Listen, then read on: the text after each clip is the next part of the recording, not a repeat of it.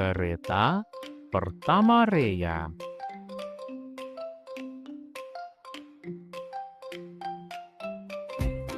Pagi itu, Rea terbangun jauh lebih awal dari biasanya.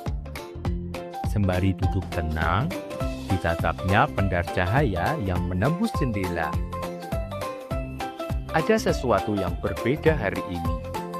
Sebuah awal yang dinanti. Ia mendekap bonekanya sejenak, lalu tersenyum dengan sangat manis.